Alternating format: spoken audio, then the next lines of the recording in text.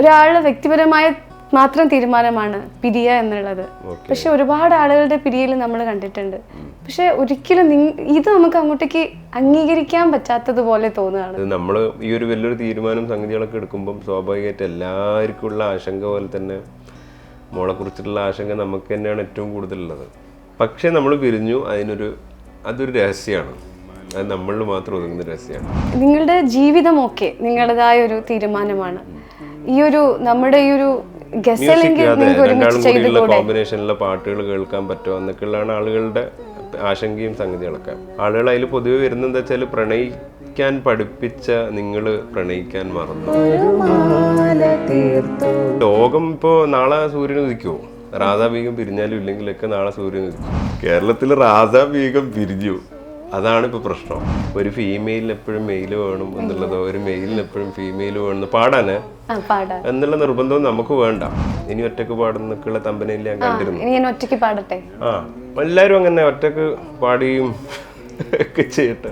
റാസിക്കിന്റെ മറ്റൊരു ഇഷ്ടപ്പെട്ടൊരു പാട്ടാണ് സലാം ചൊല്ലി പിരിയുമ്പോൾ ഒരു ഹിജറ പോകണം എന്നുള്ളത്. സലാം ചൊല്ലി പിരിയും കവളിലേക്കൊന്ന് ഹിജറ പോകണം, ഹിജറ പോകണം, റൂഹേ നീ കവളിലേക്കൊന്ന് ഹിജറ പോകണം, ഹിജറ പോകണം. റാസിക്കിന്റെ എല്ലാ ഗസലെടുത്ത് കേൾക്കുമ്പോൾ അതിൽ നമുക്കൊരു പ്രണയം, വിരഹം, കൂടുതൽ ഫീലിങ്സ് അതാണ്. രണ്ടായിട്ടൊന്നും കണ്ടു. ഇത് പ്രണയത്തോടൊപ്പം തന്നെ ജനിക്കുന്ന ഒരു സാധന വിരഹം. അതെപ്പോ സംഭവിക്കാം. പ്രണയക്കാണെങ്കിൽ ഇപ്പോ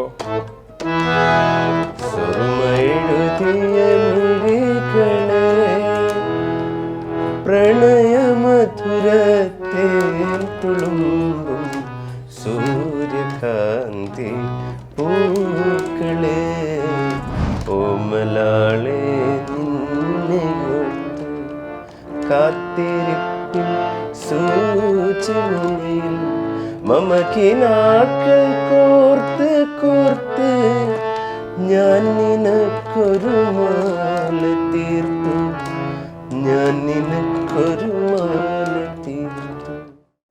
വാട്സാപ്പ് വഴി ഇംഗ്ലീഷ് പഠിക്കാൻ ഇംഗ്ലീഷ് കഫേ ഉള്ളപ്പോൾ ഇംഗ്ലീഷ് ഒരു വിഷയമേ അല്ല. English cafe presents you the perfect English. English cafe, we present you the perfect English. WhatsApp now 9633388575. Hello, welcome to variety media. ഞാൻ നൈനിഷ. ഇന്ന് പതിവിലും വളരെ വ്യത്യസ്തമായാണ് എൻ്റെ ഇരുത്തം, എല്ലാം നിങ്ങൾക്ക് മനസ്സിലാവും. ഇന്ന് ഞാൻ ഉള്ളത് നമ്മുടെ ഗസലിൻ്റെ സ്വന്തം, എന്താ ഞാൻ പറയാം, ഗസലിൻ്റെ സ്വന്തം കൂട്ടുകാരനെന്നോ അല്ലെങ്കിൽ ഗസലാണ് ജീവിതം എന്ന് പറയുന്നതോ എന്ത് വേണമെങ്കിലും ആവാം, നമ്മുടെ സ്വന്തം റാസിക്കയാണ്. ഹലോ, നമസ്കാരം. നമസ്കാരം. നിങ്ങളെ ശരിക്കും കണ്ടുകൊണ്ടിരിക്കുമ്പോൾ തന്നെ ഒരു ഗസൽ പോലെ മനോഹരമാണ്. നമ്മൾ ഈ ഗസൽ എന്ന് പറയുന്നത് നമ്മൾ അധികം കേൾക്കുന്നത്, നമുക്ക് എപ്പോൾ വേണമെങ്കിലും ഒരു ദൂരെ യാത്ര പോകുമ്പോൾ അല്ലെങ്കിൽ നമ്മൾ ഒറ്റയ്ക്ക് ഇരിക്കുമ്പോൾ നമുക്ക് എന്തെങ്കിലുമൊക്കെ സങ്കടമുള്ളപ്പോഴൊക്കെ ഏറ്റവും കൂടുതൽ ഗസലായിരിക്കും ആളുകൾ കേൾക്കുക. അപ്പോൾ നിങ്ങളുടെ സൗണ്ടാണ് ഇപ്പോൾ നമ്മൾ കൂടുതലായിട്ട് കേട്ടോണ്ടിരിക്കുന്നത്. എന്താണ് നിങ്ങൾക്ക് പറയാനുള്ളത് ഇത്ര മാത്രം ഗസൽ പാടിയിരിക്കുന്ന ഒരാളെന്ന നിലയിൽ? സന്തോഷം. ആ ജോണർ ഓഫ് മ്യൂസിക് ആളുകൾ കേൾക്കുന്നതും പിന്നെ അതിനെങ്ങനെ എക്സ്പ്ലോർ ചെയ്യുന്നതൊക്കെ കാണുമ്പം സന്തോഷമാണ്. കാരണം ഈ ഗസൽ എന്നുള്ള ഒരു മ്യൂസിക്കിലൊരു ബ്യൂട്ടി, സംഗീതത്തിലുള്ള ബ്യൂട്ടി പണ്ട് ബാബുക്ക തൊട്ടേ തുടങ്ങിയിട്ടുണ്ട്. സിനിമാ സംഗീതത്തിൽ അതിൻ്റെ ഒരു സൗന്ദര്യമൊക്കെ ചേർത്തുകൊണ്ട് ഒരുപാട് പാട്ടുകൾ നമുക്ക്, ഉദാഹരണത്തിന് ഇതൊക്കെ അതിൻ്റെ ഒരു സാധനമാണ്.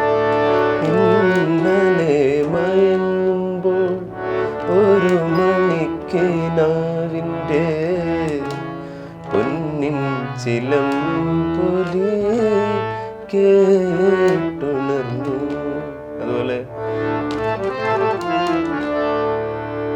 താമസമുന്തേ വരുവാൻ പ്രാണസഖി എൻ്റെ മുന്നിൽ, താമസമുന്തേ അണയാൻ പ്രേമമായി എൻ്റെ കണ്ണിൽ. ഇങ്ങനെ ഒരുപാട് സംഗതികൾ ബാബുക്ക് ഓൾറെഡി തന്നിട്ടുണ്ട്. അപ്പോൾ അതിൻ്റെ പിന്നാലെ വരുന്ന ആളുകൾ വീണ്ടും ഇപ്പോൾ പ്രത്യേകിച്ച് ഇൻഡിപെൻഡൻറ്റ് മ്യൂസീഷ്യൻസ് ആയിട്ടുള്ള ഉംബൈക്ക, ഷഹബാസ്ക, അതുപോലെ തന്നെ ഗായത്രി, മഞ്ജരി, ഇവരൊക്കെ പിന്നെ ഒരുപാട് കോൺട്രിബ്യൂഷൻസ് ചെയ്ത ആളിതിൽ. അപ്പം നമ്മളും ആ ഒരു വഴിയിൽ തന്നെ ഉണ്ട്, നമ്മളുടേതായിട്ടുള്ള കോൺട്രിബ്യൂഷൻ ഉണ്ട്, അത് ആളുകൾ കേൾക്കുന്നെന്ന് അറിയുമ്പോൾ ഭയങ്കര സന്തോഷം. ഞാൻ ഒരുപാട് ഈ ഗായകരെ എനിക്ക് തോന്നുന്നു വളരെ കുറവാണ്, എന്നാലും ഞാൻ ആവശ്യപ്പെടുമ്പോൾ മാത്രമേ എനിക്ക് പാട്ട് പാടി തന്നിട്ടുള്ളവർ. പക്ഷേ റാസിക്കിന്റെ വലിയൊരു പ്രത്യേകത എന്ന് വെച്ചാൽ ഞാൻ ചോദിക്കുന്നില്ല, പക്ഷെ അതിന് മുന്നേ എനിക്ക് 2 പാട്ട് പാടി തന്നു. എന്താ വെച്ചാൽ നമ്മുടെ സാന്ദർഭികമായിട്ട് പാടി വന്ന പാട്ടുകൾ ഇങ്ങനെ ചോദിച്ചു. എനിക്ക് ശരിക്കും ഭയങ്കര എല്ലാ ഗസലും ഇഷ്ടമാണ്, പക്ഷെ ഏറ്റവും എനിക്ക് കേൾക്കാൻ ആഗ്രഹം, ഇപ്പം എനിക്ക് കേൾക്കാൻ തോന്നുന്ന ഒരു ഗസലാണ് ഓമലാളെ. ഓമലാളെ നിങ്ങൾ ഗസൽ എന്ന് മാത്രം പറയരുത് കേട്ടോ, കാരണം എന്താ വെച്ചാൽ അത് വേണമെങ്കിൽ മലയാളം ഗസൽ എന്ന് വേണമെങ്കിൽ പറഞ്ഞു. കാരണം ഗസൽ എന്ന് പറയുന്നത് ഉറുദുവിലുള്ള ഒരു പോയറ്റിക് ഫോമാണ്. അതിന് അതിൻ്റെതായിട്ടുള്ള നിയമങ്ങളും സംഗതികളൊക്കെ ഉണ്ട്. മിനിമം 7 നിയമങ്ങൾ എന്തായാലും അതിന് പാലിച്ചിരിക്കണം. അങ്ങനെ ഉറുദു സംസ്കാരത്തിൻ്റെയും സാഹിത്യത്തിൻ്റെ ഒക്കെ ഭാഗമായിട്ടുള്ള ഒരു സംഗതിയാണ് ഗസൽ എന്ന് പറയുന്നത്. മലയാളം ഗസൽ എന്ന് പറയുമ്പോൾ സ്വാഭാവികമായിട്ട് ആ നിയമങ്ങളൊന്നും പാലിക്കാതെ പ്രത്യേകിച്ച് പ്രണയഗീതങ്ങൾ അതിനൊക്കെയാണ് വളരെ ലളിതമായിട്ടുള്ള പ്രണയഗീതങ്ങളൊക്കെ നമ്മൾ ഏതോ സന്ദർഭത്തിൽ മുമ്പായിക്ക തന്നെ അത് പരിചയപ്പെടുത്തുകയും അത് നമ്മൾ ശീലിക്കുകയും ചെയ്തു പലപ്പോഴും. അപ്പോൾ മലയാളം ഗസൽ എന്ന് നമ്മൾ ഉപയോഗിക്കുന്നതുകൊണ്ട് പ്രശ്നമൊന്നുമില്ല, അതിൽ വേണമെങ്കിൽ ഉൾപ്പെടുത്താം ഇതിനെ ഓമലകളൊക്കെ വേണമെങ്കിൽ നിങ്ങൾക്ക്. പക്ഷെ ഗസൽ എന്ന് പറയുന്നത് മലയാളം ഗസൽ എന്ന് വേണമെങ്കിൽ പറഞ്ഞോ, മലയാളം ഗസൽ അല്ലേ? ഓക്കെ.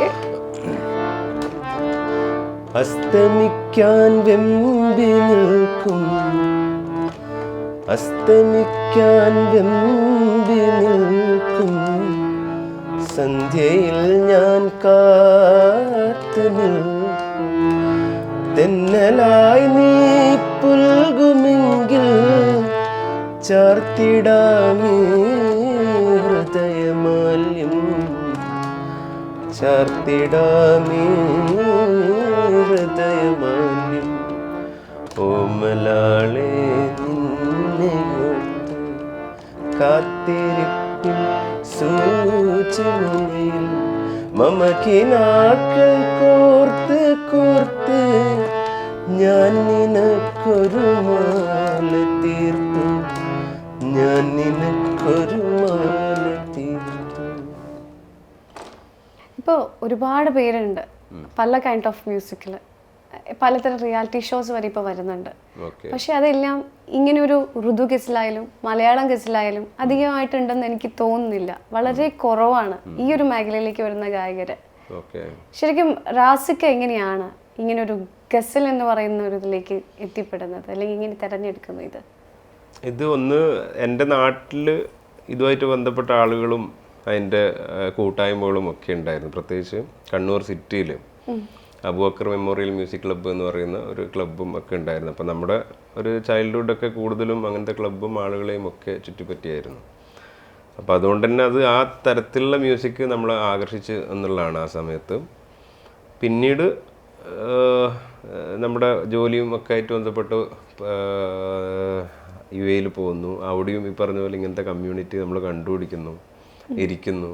വെള്ളിയാഴ്ച ലീവാണല്ലോ, അപ്പോൾ വ്യാഴാഴ്ച രാത്രികളിലൊക്കെ അങ്ങനെ. അപ്പം ഇത് നമ്മുടെ ചുറ്റുപാടുള്ള ആളുകളിൽ നിന്ന് നമുക്ക് ഉണ്ടായിട്ടുള്ളൊരു സ്വാധീനവും സംഗതികളൊക്കെ. പിന്നെ കേൾക്കാറുണ്ട്, എല്ലാ ജോണർ ഓഫ് മ്യൂസിക്കും കേൾക്കാറുണ്ട്. പക്ഷേ കൂടുതൽ ഇഷ്ടം, പേഴ്സണലി ഇഷ്ടം ഗസലുകളോടും പഴയ പാട്ടുകളോടും ഒക്കെയാണ്.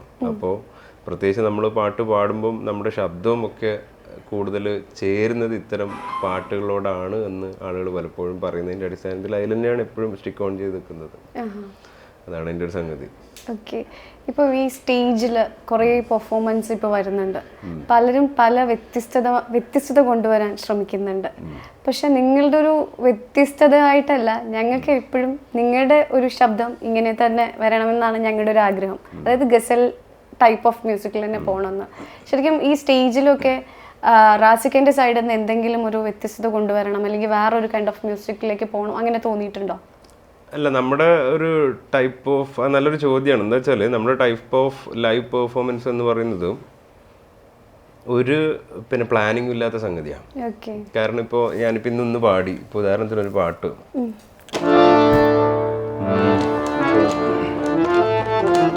സ്വർണ്ണമുഖിലേ സ്വർണ്ണമുഖിലേ സ്വപ്നം കാണാറുണ്ടോ നീയും, സ്വപ്നം കാണാറുണ്ടോ.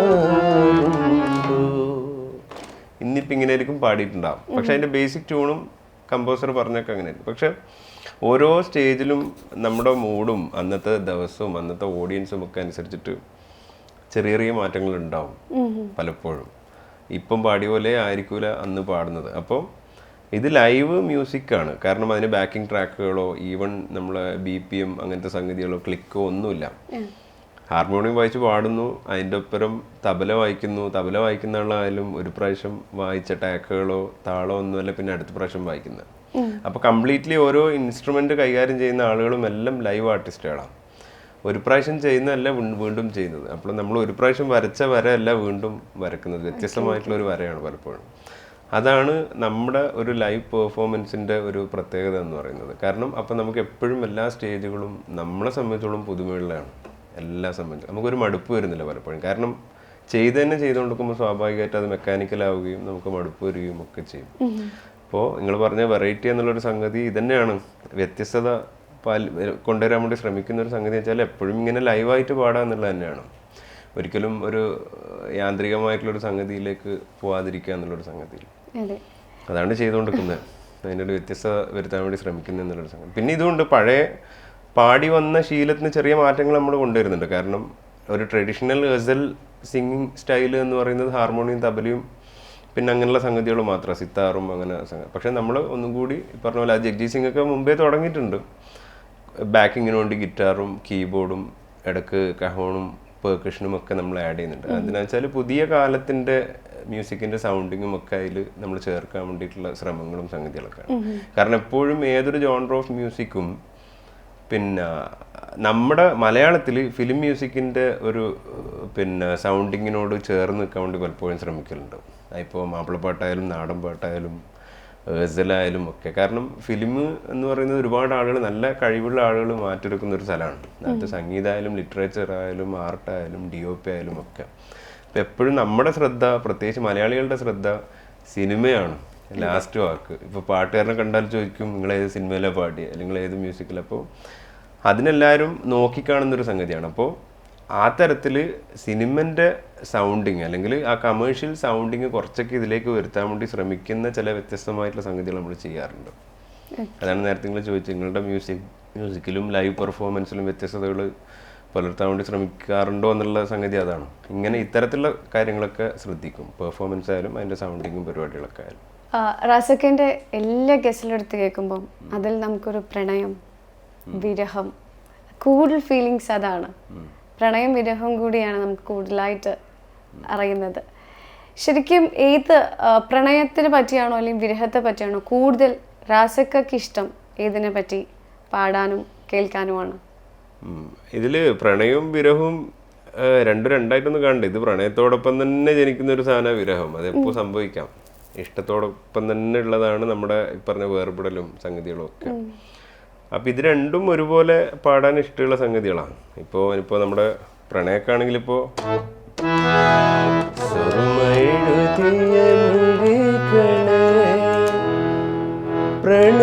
പ്രണയമധുരത്തെ തുളുമ്പും സൂര്യകാന്തി പൂക്കളെ സുറുമയെഴുതിയ മിഴികളെ. എന്നാൽ അതേപോലെ തന്നെ കോന്തലക്കൽ നീ എനിക്കായി കെട്ടിയ നെല്ലിക്ക. ചെറുപ്പകാലത്തെ പ്രണയം പറയുന്നത് പണ്ട് ചുരല് വീശില്ലേ, കണ്ട് ചുരല് വീശില്ലേ നമ്മുടെ മല്ലാക്ക. പോത്ത് പള്ളിയിലന്ന് നമ്മൾ പോയിരുന്ന കാലം ഓർത്ത് കണ്ണീർ വാർത്തു. വിരഹാണ്. ഓർത്തു കണ്ണീർ വാർത്തു നിൽക്കയാണ് നീലമേഘം. ഷീറ്റിന്റെ മനോഹരമായിട്ടുള്ള വരികളാണ്. അപ്പോൾ പ്രണയം, വിരഹം, ഈ സാധനങ്ങളെല്ലാം നമ്മൾ പാടാറുണ്ട്. എനിക്കിപ്പോൾ ചെറുപ്പകാലത്തിലെ ഓർമ്മകൾ, സന്തോഷമുള്ള സംഗതികളൊക്കെ. പക്ഷെ കൂടുതലും എൻ്റെ ശബ്ദത്തിനും നമ്മുടെ ഈ ജോണർ ഓഫ് മ്യൂസിക്കിനും എപ്പോഴും പലപ്പോഴും ആളുകൾ തിരഞ്ഞെടുക്കുന്നത് ഈ പ്രണയവും വിരഹം തന്നെയാണ്. കാരണം ഉറുദു ഗസൽ കൂടുതലും ആളുകളോട് കമ്മ്യൂണിക്കേറ്റ് ചെയ്തിട്ടുള്ളത് പലപ്പോഴും ഇതന്നെയാണ്, വിരഹം തന്നെയാണ്. അപ്പം അതുകൊണ്ട് ആ മലയാളത്തിൽ ചെയ്യുമ്പം സ്വാഭാവികമായിട്ടും ആളുകൾ ആ തരത്തിൽ ചെയ്യാൻ ശ്രമിക്കും, കേൾക്കാൻ ശ്രമിക്കും, അതിൻ്റെ ഭാഗമായിരിക്കും. എനിക്ക് റാസിക്കിൻ്റെ മറ്റൊരു ഇഷ്ടപ്പെട്ടൊരു പാട്ടാണ് സലാം ചൊല്ലി പിരിയുമ്പോൾ റൂഹേ അവൾ ഒരു ഹിജറ പോകണം എന്നുള്ളത്. ആ പാട്ടൊന്ന് പാടും. ഓക്കെ, ഇത് നമ്മുടെ സുഹൃത്ത് ഷാഹുൽ അമീദ്, ഷാഹുൽക്ക് എഴുതിയിട്ടുള്ള നല്ല രസമുള്ള ഒരു ലിറിക്സാണ്. സലാം ചൊല്ലി പിരിയും മുമ്പേ റൂഹെ അവളിലേക്കൊന്ന് ഹിജ്റ പോകണം.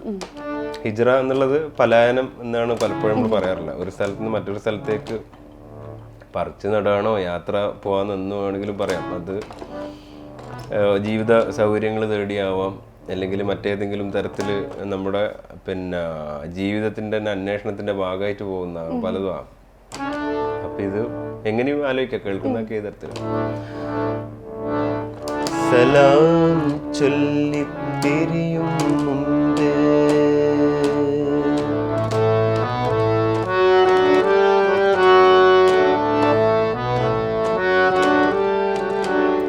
സലാം ചൊല്ലി പിരിയും മുമ്പേ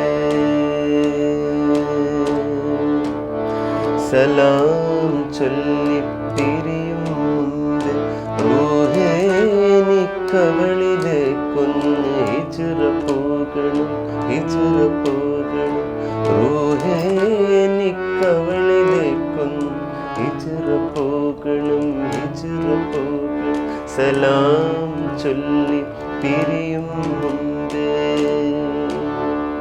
മിഴി നിറഞ്ഞുലഞ്ഞു പെയ്യും മഴയിൽ,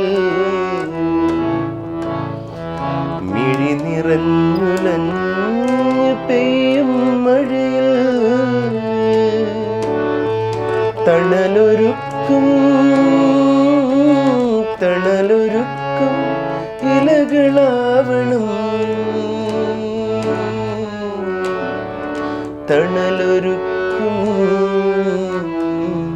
ഇലകളാവണം, ഇലകളാവണം.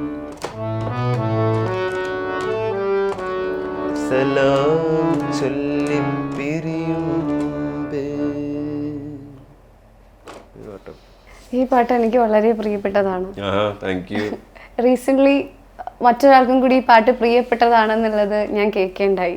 റീസെന്റ് അല്ല, പണ്ടേ ഇഷ്ടാ. ആണോ? ഞാൻ ഇപ്പോഴാണ് അത് കേൾക്കുന്നത്, ഇപ്പോഴാണ് അറിയുന്നത്. പലപ്പോഴും നിങ്ങളുടെ അടുത്ത് ആ ചോദ്യം എനിക്ക് ചോദിക്കാൻ താല്പര്യം ഉണ്ടാവണമെന്നില്ല, പക്ഷെ നിങ്ങളെ ഒരു പൂർണ്ണത സത്യത്തിൽ എനിക്ക് തോന്നുന്നില്ല ഇപ്പൊ ഇങ്ങനെ ഒറ്റയ്ക്ക് ഇരുന്ന് കാണുമ്പോൾ. അപ്പം റീസെന്റ് ഞാനൊരു ഇന്റർവ്യൂ ബിഗത്തിന്റെ കണ്ടപ്പോൾ പറയുണ്ടായി, എൻ്റെ വളരെ പ്രിയപ്പെട്ടൊരു ഗസലാണത് റാസയുടെ എന്നുള്ളത്.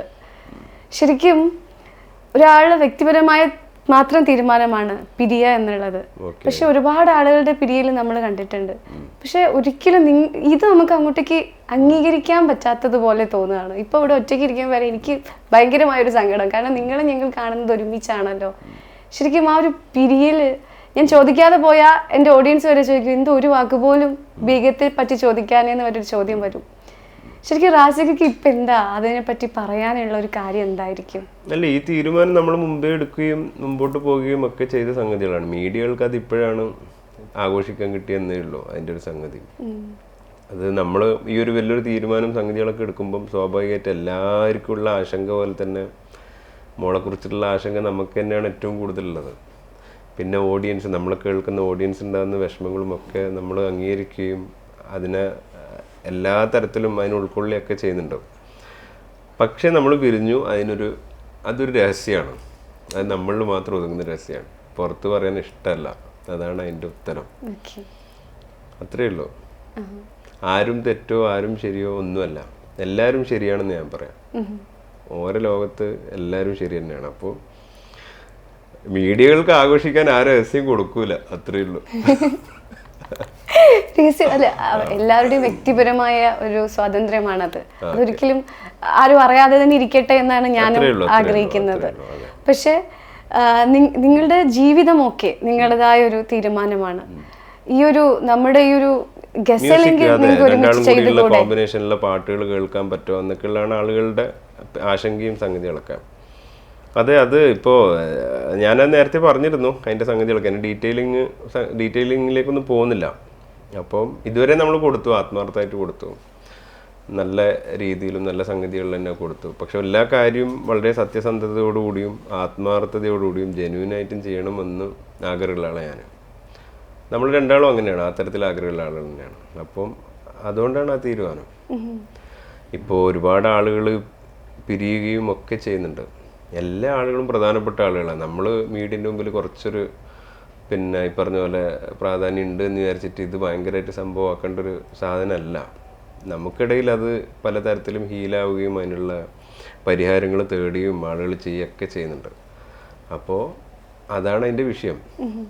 നമ്മൾ കപ്പിൾസായിട്ടാണ് ആളുകൾക്കിടയിൽ അവതരിപ്പിക്കപ്പെട്ടത്, കപ്പിൾസ് പാടുന്നു എന്നുള്ള നിലക്കൊക്കെ. അതുകൊണ്ട് സ്വാഭാവികമായിട്ടും ഇതിനുള്ള ഉത്തരം പറയാനുള്ള, അല്ലെങ്കിൽ മീഡിയകളോട് ഉത്തരം പറയാനുള്ളൊരു ഉത്തരവാദിത്വം നമുക്കുണ്ട്. അതുകൊണ്ട് അത് പറയുന്നു. പക്ഷെ കൂടുതൽ വ്യക്തിപരമായിട്ടുള്ള സംഗതികളിലേക്ക് നമ്മൾ പോകാൻ ആഗ്രഹിക്കുന്നില്ല രണ്ടാളും. അത് നമുക്കിടയിൽ തന്നെ നിലനിൽക്കേണ്ട രഹസ്യമായിട്ട് ഇപ്പോഴും അതിനെ മനസ്സിലാക്കുന്നു. പലതരം പിരിയലുകൾ നമ്മൾ കണ്ടിട്ടുണ്ട്. പക്ഷെ ആളുകളൊക്കെ അതിനെ പല തരത്തിൽ വ്യാഖ്യാനിച്ചിട്ടുണ്ട്. അല്ല, ആളുകൾക്ക് പറയാം അത് നിങ്ങൾ പ്രണയം അതിൽ പറയുന്നത് എന്താ. ഞാൻ കമന്റ് ഒക്കെ ശ്രദ്ധിച്ചിരുന്നു. പക്ഷെ ഞാൻ കമന്റ്സ് ഒന്നും അങ്ങനെ നെഗറ്റീവ് കമന്റ്സ് ഒന്നും ശ്രദ്ധിക്കാറില്ല പൊതുവെ. നമുക്ക് എടുക്കേണ്ടത് എടുക്കും. അതെന്താ വെച്ചാൽ നമുക്ക് വളരാനുള്ള എന്തെങ്കിലും സംഗതികളാണെങ്കിൽ നമ്മൾ അത് എടുക്കും. അല്ലാത്തത് നമ്മൾ എന്താ പറയുക, കൊള്ളേണ്ടത് കൊള്ളുകയും തള്ളേണ്ടത് തള്ളുകയും ചെയ്യും. അതാണ് പൊതുവെ. അപ്പോൾ ആളുകൾ അതിൽ പൊതുവെ വരുന്നത് എന്താ വെച്ചാൽ, പ്രണയിക്കാൻ പഠിപ്പിച്ച നിങ്ങൾ പ്രണയിക്കാൻ മറന്നു. നമ്മളാരും പ്രണയിക്കാൻ പഠിപ്പിക്കത്തില്ല. നമ്മൾ പാടുന്ന പാട്ടുകൾ സ്വാഭാവികമായിട്ടും ഈ പറഞ്ഞ നമ്മളെ പ്രിയപ്പെട്ട കേൾവിക്കാർ കേൾക്കുമ്പോൾ അവർക്ക് സ്വാഭാവികമായിട്ടും പ്രണയിക്കാൻ തോന്നുന്നുണ്ടാവും. അല്ലെങ്കിൽ വിരഹം അനുഭവിക്കുമ്പോൾ അവർ നന്നായിട്ട് അത് കമ്മ്യൂണിക്കേറ്റ് ചെയ്യുന്നുണ്ടാവും. അതൊക്കെ ശരിയൊക്കെ തന്നെയാണ്. പക്ഷേ നമുക്കിടയിൽ ഇങ്ങനത്തെ ഒരു തീരുമാനം വന്നേരം അത് നേരെ തിരിഞ്ഞ് ഈ തരത്തിലേക്ക് അഭിപ്രായങ്ങൾ പറയാന്നുള്ളത് അവരെ വിഷമം കൊണ്ട് പറയുന്നതാണ്. അത് മനസ്സിലാക്കുന്നു. അവരുടെ സങ്കടങ്ങൾ കൊണ്ട് പറയുന്നതാണ്, അത് മനസ്സിലാക്കുന്നു. കാരണം നമ്മളെ സംബന്ധിച്ചോളം, എന്നെ സംബന്ധിച്ചോളം, ഞാൻ എപ്പോഴും ഒരു ആർട്ടിസ്റ്റ് എന്നുള്ള നിലക്ക് നമ്മുടെ ഒരു ബലവും ഇതൊക്കെ നമ്മുടെ കേൾവിക്കാരനാണ്. അപ്പൊ നിങ്ങൾക്ക് അറിയാലോ, ഒരിക്കലും ആ കേൾവിക്കാരെ വിഷമിപ്പിക്കുന്ന ഒരു തീരുമാനത്തിലേക്ക് നമ്മൾ ഒരിക്കലും പോകില്ല. അപ്പൊ വേറെ വലിയൊരു രഹസ്യം, നമ്മളിൽ മാത്രം ഒതുങ്ങുന്ന രഹസ്യം ഉള്ളത് കൊണ്ട് മാത്രമാണ് അത്തരത്തിലൊരു തീരുമാനത്തിലേക്ക് പോയത്. അങ്ങനെ മനസ്സിലാക്കുക എന്നുള്ളതാണ് അതിനാ. നിങ്ങൾ എപ്പോഴെങ്കിലും ഒരുമിച്ച് പാടുമോ? അതൊന്നും ഉത്തരം ഇപ്പം പറയൂല. അതിനുള്ള ഉത്തരവൊന്നും നമുക്കെന്താ വെച്ചാല്, പലപ്പോഴും ഞാൻ പലപ്പോഴും ഇന്റർവ്യൂവിന് ആളുകൾ ചോദിച്ചു കഴിഞ്ഞാൽ പലപ്പോഴും മടിക്കാനുള്ളൊരു കാരണം, നമ്മളിപ്പം പറയുന്ന ഇപ്പോൾ ഉള്ള നമ്മളെ ആലോചനകളൊക്കെ നാളെ നമ്മൾ പിന്നോട്ട് നോക്കുമ്പോൾ ഭയങ്കര അബദ്ധമായിട്ട് തോന്നും. അല്ലെങ്കിൽ നമ്മുടെ ആലോചനകൾ ഇന്നത്തെ അല്ല നാളത്തെ. അപ്പം അതുകൊണ്ട് തന്നെ അങ്ങനെയുള്ള ക്വസ്റ്റ്യൻസിന് ഉത്തരം പറയാൻ ഇപ്പം പ്രത്യേകിച്ച് താല്പര്യമില്ല. പിന്നീടാവാൻ നോക്കാം. അതില് ബീഗത്തെ പറയുന്നുണ്ട്, എനിക്ക് റാസിയെ മിസ് ചെയ്യാറുണ്ടെന്ന്. തിരിച്ച് മിസ് ചെയ്യാറുണ്ടോ? അതിന് മിസ് ചെയ്യാൻ മാത്രം നമ്മൾ അങ്ങനെ മിസ് ചെയ്യണമെങ്കിൽ നമ്മൾ എന്താ വേർപിരിയണല്ലോ, മൊത്തത്തിൽ വേർപിരിയണല്ലോ. എന്നെ സംബന്ധിച്ചോളം ഞാൻ ഒരാളെയും എൻ്റെ ജീവിതത്തിൽ നിന്ന് കട്ട് ചെയ്യാറില്ല. സൗഹൃദങ്ങൾ കട്ട് ചെയ്യാറില്ല, ബന്ധങ്ങൾ കട്ട് ചെയ്യാറില്ല. ഒരിക്കലും ഇപ്പോൾ ഒരാളെ കണ്ടു കഴിഞ്ഞാൽ തിരിഞ്ഞ് നടക്കാനുള്ളൊരു അവസ്ഥ ഞാൻ ഉണ്ടാക്കാറില്ല എൻ്റെ ജീവിതത്തിൽ. അപ്പോൾ അതുകൊണ്ട് തന്നെ മിസ് ചെയ്യാന്നുള്ളൊരു പരിപാടി ഇല്ല. ഏത് ഡിറ്റാച്ച്മെൻ്റ് ആയാലും നമ്മളത് വളരെ ഹെൽത്തി ആയിട്ടുള്ള ഡിറ്റാച്ച്മെൻ്റ് ആയിരിക്കണം എന്ന് വിശ്വസിക്കുന്ന ആളാണ് ഞാൻ. അത്രയേ ഉള്ളൂ. കാരണം നമ്മൾ എന്തിനാണ് മറ്റുള്ള ആളുകളോട് പ്രശ്നങ്ങളും ഇതൊക്കെ ആയിട്ട് നടക്കേണ്ട ആവശ്യമില്ലല്ലോ. ആ സമയത്ത് പിന്നെ നമുക്ക് ഈ പറഞ്ഞ പോലെ മാറി നടക്കേണ്ടി വരും, മാറി നടക്കുമ്പോൾ മിസ് ചെയ്യും ചിലപ്പം. അതിൻ്റെയൊക്കെ ആവശ്യമുള്ളൂ. അതിൻ്റെ ആവശ്യമില്ല. നമ്മൾ ഇപ്പോൾ സോഷ്യൽ മീഡിയയിൽ നിന്ന് ബ്ലോക്ക് ചെയ്യുക, ചില ആളുകളുണ്ട് അങ്ങനെ. എന്തിനാ ഇപ്പോൾ സോഷ്യൽ മീഡിയയിൽ നിന്ന് ബ്ലോക്ക് ചെയ്യുന്നത്? എന്തിനാ? ഒന്ന് കുറേ ചോദ്യം ഇങ്ങോട്ട് ചോദിച്ചില്ലേ, ഉത്തരം പറ. ഒരിക്കലും നമ്മളൊക്കെ ബ്ലോക്ക് ചെയ്യുന്ന വെച്ചാൽ ആളുടെ മെമ്മറീസേ ഒഴിവാക്കാൻ വേണ്ടി. എന്തിനാ? ആളുടെ ഇഷ്ടം, നമുക്കൊരു ഇഷ്ടമുള്ളപ്പോഴാണ് നമ്മൾ ആ മിസ്സിങ് എന്ന് പറയുന്ന ഒരു വേർഡ് വരിക. നമുക്ക് ഇഷ്ടമില്ലാത്ത ഒരാൾ നമ്മൾ മിസ് ചെയ്യില്ലല്ലോ. ആയിക്കോട്ടെ, അങ്ങനെയാണെങ്കിൽ നമ്മൾ വീണ്ടും സ്നേഹിക്കല്ലോ വേണ്ടേ? നമ്മൾ എന്തിനാ അവരെ കാണാതിരിക്കണമെന്ന് ആഗ്രഹിക്കുന്നത്? എന്തിനാ? അതിൻ്റെ ആവശ്യമില്ലല്ലോ.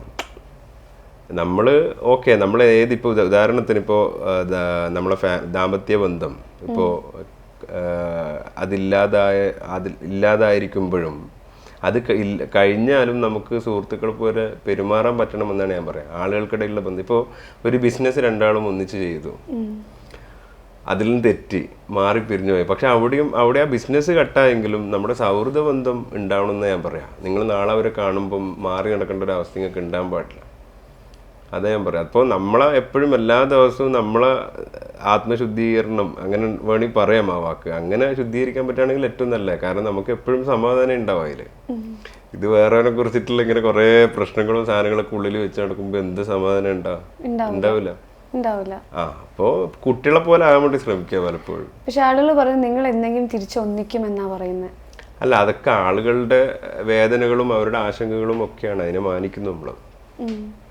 അതൊന്നും നമ്മൾ ഒരിക്കലും അവരെ റെസ്പെക്ട് ചെയ്യാതിരിക്കുന്നില്ല. അതൊക്കെ നമ്മൾ റെസ്പെക്ട് ചെയ്യുന്നു. അവരുടെ വേദനകളാണ് അവർ പറയുന്നത്. നമ്മൾ കേൾക്കാൻ ബാധ്യസ്ഥരാണ്. കാരണം അവരാണ് നമ്മളെ വളർത്തിയത്. അപ്പം അത് നമ്മൾ കേൾക്കാൻ ബാധ്യസ്ഥരാണ്. കേൾക്കുന്നു. അതെനിക്ക് ഇപ്പോഴും പറയാനുള്ളത്, നിങ്ങൾ ഒരുമിച്ച് ജീവിച്ചില്ലെങ്കിലും ഒരുമിച്ച് പാടാൻ വേണ്ടി ശ്രമിക്കണം. നമുക്ക് വേണ്ടി നിങ്ങളില്ലെങ്കിൽ ഒരു പൂർണ്ണതയില്ല ശരിക്കും. അല്ല, മനുഷ്യന്മാർക്ക് ആർക്കും പൂർണ്ണതയില്ലല്ലോ. നിങ്ങളുടെ പാട്ടിന് പൂർണ്ണത വരാൻ വേണ്ടി ആരും പെർഫെക്റ്റ് അല്ലല്ലോ. ആരാ പെർഫെക്റ്റ് ആയിട്ടുള്ള? ആരുമില്ല. ഇല്ല. യെസ്. അപ്പൊ എന്തെങ്കിലുമൊക്കെ ഒരു ഇംപെർഫെക്ഷൻ, ഒരു സാധനങ്ങൾ വേണ്ടേ ജീവിതത്തില്? വേണം. അപ്പോ ചിലത് അങ്ങനെ ആയിരിക്കും. മ്യൂസിക്കിൽ മാത്രം വരരുത്, അത് ഞങ്ങളെയും കൂടി ബാധിക്കുന്നത്. അല്ല, അതായിക്കോട്ടെ. അതിപ്പോ ഞാൻ പറയുന്നത് വെച്ചാൽ ലോകം ഇപ്പോ നാളെ സൂര്യൻ ഉദിക്കുവോ? രാധാബീഗം പിരിഞ്ഞാലും ഇല്ലെങ്കിലൊക്കെ നാളെ സൂര്യൻ ഉദിക്കും.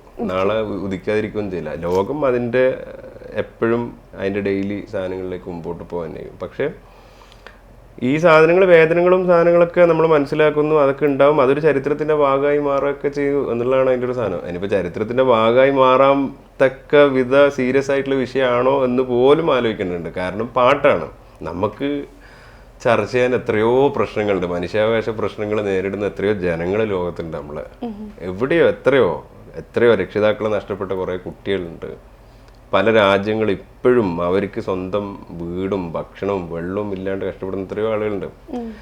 അങ്ങനെ ഇതൊന്നും ഒരു ചർച്ചയാത്തൊരു സമയത്ത് കേരളത്തിൽ റാസാബീഗം പിരിഞ്ഞു. അതാണ് ഇപ്പോൾ പ്രശ്നം. അതിനെപ്പറ്റി ഇപ്പോൾ ഈ ഇന്റർവ്യൂ കേൾക്കുന്ന ആൾ പറയട്ടെ എന്താണ് അതിന്റെ സംഗതി എന്നുള്ളത്. അപ്പൊ ഞാൻ പറഞ്ഞ വേദനിക്കേണ്ടത് നമ്മൾ ശരിക്കും പറഞ്ഞാൽ വലിയ വലിയ കാര്യങ്ങളിൽ വേദനിക്കുക എന്നുള്ളത് തന്നെയാണ് ഏറ്റവും വലിയ സംഗതി. മറ്റേത് ആളുകളുടെ വ്യക്തിപരമായിട്ടുള്ള കാര്യങ്ങളിലേക്കുള്ള വേദനകളും അവരുടെ ഉള്ളിൽ തന്നെ കിടക്കുന്ന ഒരുപാട് രഹസ്യങ്ങളുണ്ട്. ആ സാധനങ്ങൾ അറിയാണ്ട് നമുക്ക് ഒന്നും പറയാൻ പറ്റില്ല, ജഡ്ജ് ചെയ്യാൻ പറ്റില്ല. സത്യം. അത്രേ ഉള്ളൂ. അല്ല, ഇനി ഒരു ശരിക്കും ഒരു ഫീമെയിൽ ഒരു വോയിസ് വേണം നമ്മുടെ ഗസ്റ്റ്. വേണ്ട. അല്ല, ഞാൻ പറയുന്നത് ഫീമെയിൽ വോയിസ് ഉണ്ടായ മാത്രമാണോ മെയിലിന് നിലനിൽപ്പുള്ളൂ?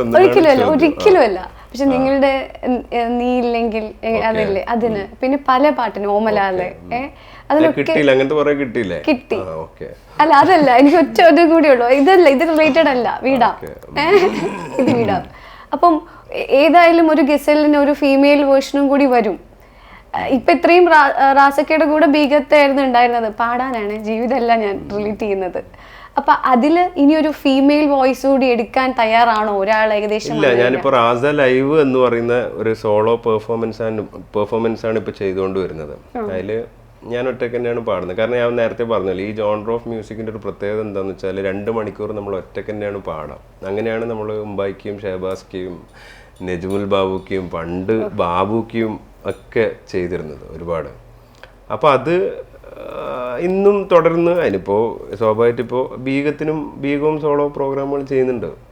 ബീഗം 1 കൊല്ലം 2 കൊല്ലം മുമ്പേ ബീഗം ചെയ്തു തുടങ്ങിയിട്ടുണ്ട് അങ്ങനത്തെ സംഗതികൾ. ഒറ്റക്ക് പാടാന്നുള്ള, ഇനി ഒറ്റക്ക് പാടുന്നൊക്കെയുള്ള തമ്പനയിൽ ഞാൻ കണ്ടിരുന്നു. ഒറ്റയ്ക്ക് പാടട്ടെ. എല്ലാവരും അങ്ങനെ ഒറ്റക്ക് പാടുകയും ഒക്കെ ചെയ്യട്ടെ. അപ്പോൾ അതൊക്കെ നല്ല സംഗതികളല്ലേ, അവരുടെ യാത്രയുടെ ഭാഗമാണ്.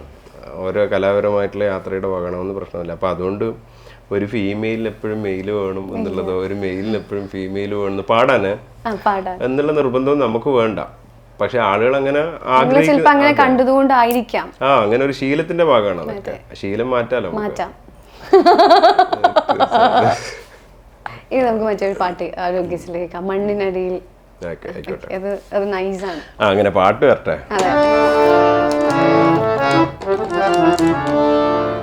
ഇത് നമ്മുടെ സുഹൃത്ത് ആഷിർ എഴുതിയിട്ടുള്ള വരികളാണ്. മണ്ണിനടിയിലും കണ്ണുകൾ നിനക്കായി തുറന്നിരിക്കുന്നു,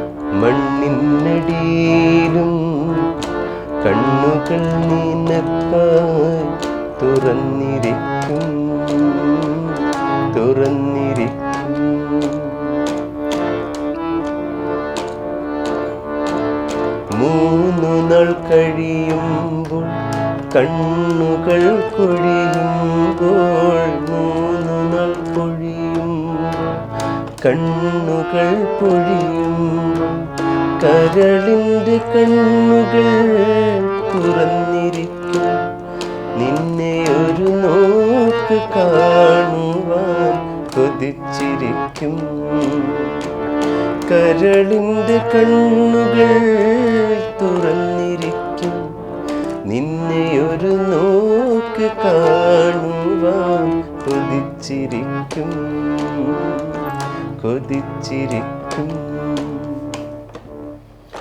ഇത് കുറെ മുമ്പേ ചെയ്ത പാട്ടാണ് നമ്മുടെ ഒരുപാട്. എന്തൊരു ഫീലാണ്, ഭയങ്കര. ഈ നോവിനടിത്തട്ടിൽ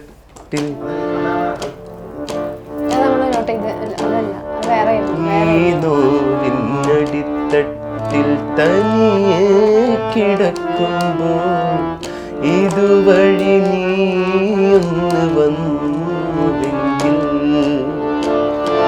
ആദ്യത്തെ നോക്കിലും അവസാന വാക്കിലും ആദ്യത്തെ നോക്കിലും അവസാന വാക്കിലും നിന്നോടെനിക്ക് സ്നേഹം മാത്രം മണ്ണിനടിയിലും കണ്ണുകൾ നിനക്കായി തുറന്നിരിക്കും തുറന്നിരിക്കും. സൂപ്പർ. Thank you. നിങ്ങൾക്ക് ശരിക്കും ഇങ്ങനെ ഫീൽ ചെയ്തിട്ട് ശരിക്കും എങ്ങനെയാ ഇങ്ങനെ പാടാൻ പറ്റുന്നത്, അതിലേക്ക് ഇറങ്ങിച്ചെന്ന്? അല്ല, അതെന്താ വെച്ചാൽ നമ്മൾ ഓരോ പാട്ടുകൾ നിങ്ങൾ നേരത്തെ പറഞ്ഞല്ലോ, പ്രണയമായാലും വിരഹമായാലും മറ്റു ഇത് ആത്മാർത്ഥമായിട്ട് ചെയ്താൽ മതി. പാടുമ്പം പാടിക്കൊണ്ടിരിക്കുമ്പോ എന്റെ മുമ്പിൽ ഓഡിയൻസ് ഉണ്ടെന്നോ ക്യാമറ ഉണ്ടെന്നോ ഒന്നുള്ള എന്റെ വിഷയമല്ല. ഞാൻ പാടുന്നു, ഒറ്റയ്ക്ക് എനിക്ക് വേണ്ടി പാടുന്നു എന്നുള്ളൊരു സംഗതിയാണ് ഏറ്റവും കൂടുതൽ കോൺസെൻട്രേറ്റ് ചെയ്യുന്നത്. അപ്പോൾ ചെയ്യുന്ന ജോലി ആത്മാർത്ഥമായിട്ട് ചെയ്താൽ മതി, എല്ലാ ജോലിയും നന്നാവും അല്ലേ? ഇപ്പം ഞാനൊരു വീഡിയോ കാണിക്കാം. വളരെ വൈറലായിട്ടുള്ള ഒരു വീഡിയോ ആയിരുന്നു, നമ്മുടെ എല്ലാവരുടെയും പ്രിയപ്പെട്ട ഒരാളുടെ കൂടെ. ഈ വീഡിയോ വേടൻ വേടൻ എൻ്റെ നല്ല സുഹൃത്താണ്, ഇവിടെ ഇടയ്ക്ക് വരും. വേടൻ എനിക്ക് നല്ല സുഹൃത്താണ്. പിന്നെ നല്ല വേടൻ്റെ വരികളൊക്കെ ഭയങ്കര ഇഷ്ടമാണ്. വേടൻ്റെ ഇപ്പോഴുള്ള ഈ പറഞ്ഞ പോലെ നിലപാടും സ്റ്റേറ്റ്മെൻറ്റും അവൻ്റെ ആർട്ടിലൂടെ അവൻ എന്താ പറയുക റിഫ്ലക്റ്റ് ഈ പറഞ്ഞ പോലെ ആളുകളോട് പറയാൻ വേണ്ടി ശ്രമിക്കുന്ന സംഗതികളോടൊക്കെ ഭയങ്കര ഇഷ്ടമാണ്. വരാറുണ്ട് പലപ്പോഴും. ഇവിടെ കോഴിക്കോട് വന്നു കഴിഞ്ഞാൽ വിളിക്കും. അതെപ്പോൾ പാതിരാക്കൊക്കെ ആയിരിക്കും ചിലപ്പോൾ വിളിക്കുക. റാസക്ക ഇവിടെ ഉണ്ടോ എന്ന് ചോദിച്ചിട്ട് വരും. അത് ഡാബ്ജി ഒക്കെ വരാറുണ്ട്. ഡാബ്ജി ആയാലും വേടനായാലും MHR ആയാലും ഒക്കെ ഇവിടെ വരും. ശരിക്കും ഈ ഒരു വീഡിയോന്റെ അടിയിൽ എഴുതിയിരിക്കുന്ന പ്രിയപ്പെട്ടോൻ എന്നാണ് വേടനെ. പിന്നെ വേടൻ എനിക്ക് തോന്നുന്നു ഇപ്പൊ എല്ലാവരുടെയും ഒരു പ്രിയപ്പെട്ട ഒരാൾ തന്നെയാണ്. ശരിക്കും വേടൻ ആ ഒരു പാട്ട് പാടിയപ്പം അതിൽ കുറെ കമന്റ്സ് കണ്ടു. പക്ഷെ കമന്റ്സ് എന്ന് പറഞ്ഞാൽ വേടൻ അത് ചേരുന്നില്ല എന്നൊരു രൂപത്തിലുള്ള ഒരു കമന്റ്സ് ആണ് അതിലുള്ളത്. വേടന്റെ ഒരു സ്ട്രോങ് ഒരു വേടന്റെ ഏറ്റവും എന്താ പറയാ ആളുടെ ഏറ്റവും ഒരു സ്ട്രോങ് ആയിട്ടുള്ള ഒരു എബിലിറ്റി എന്ന് പറയുന്നത് റാപ്പർ എന്നുള്ള നിലക്കാണ് വേടൻ. എല്ലാവരും കവിത തന്നെയാണ് വേടന്റെ, പ്രത്യേകിച്ച് ഈ പ്രൊട്ടസ്റ്റ് ആ തരത്തിലുള്ള കവിതകൾ പ്രത്യേകിച്ച്. അതിപ്പോ ഈ പറഞ്ഞ പോലെ ബ്ലാക്ക് പൊളിറ്റിക്സ് ആയാലും അങ്ങനത്തെ സംഗതികളൊക്കെയാണ് കൂടുതലും. ആ തരത്തില് വേടൻ ഓക്കെയാണ്, കാരണം അതാണ് ചെയ്തുകൊണ്ടിരിക്കുന്നത്.